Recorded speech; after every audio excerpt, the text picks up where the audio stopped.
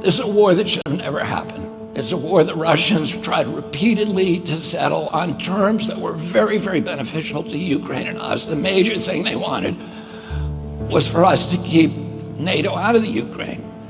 The big military contractors want to add new countries to NATO all the time. Why? Because then that country has to conform its military purchases to NATO weapon specifications, which means certain companies, Northrop Grumman, Raytheon, General Dynamics, Boeing, and Lockheed, get a trapped market. In March of 2022, we committed $113 billion. Just to give you an example, we could have built a home for almost every homeless person in this country. We then committed another $24 billion since then, 2 months ago, and now President Biden's asking for another $60 billion. But the big, big expenses are going to come after the war, when we have to rebuild all the things that we destroyed. Mitch McConnell was asked, can we really afford to spend $113 billion to Ukraine? He said, don't worry. It's not really going to Ukraine.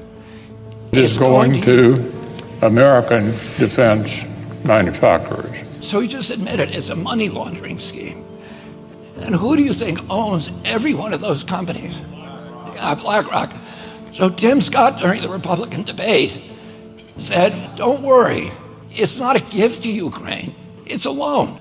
So raise your hand if you think that that loan's ever getting paid back. Yeah, of course it's not. So why do they call it a loan?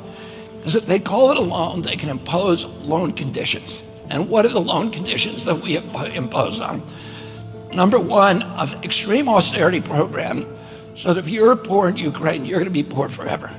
Number two, most important, Ukraine has to put all of its government-owned assets up for sale to multinational corporations, including all of its agricultural land, the biggest single asset in Europe.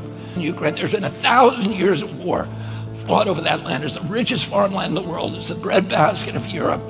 500,000 kids almost, Ukrainian kids, have died to keep that land as part of Ukraine. They almost certainly didn't know about this loan condition. They've already sold 30% of it. The buyers were DuPont, Cargill, and Monsanto. Who do you think owns all of those companies? Yeah, BlackRock. And then in December, President Biden gave out the contract to rebuild Ukraine. And who do you think got that contract? BlackRock. So they're doing this right in front of us.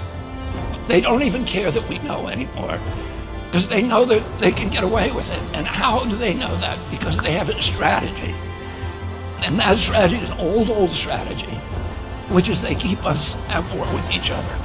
They keep us hating on each other. They keep the Republicans and Democrats fighting each other, black against white, and all these divisions that they sow.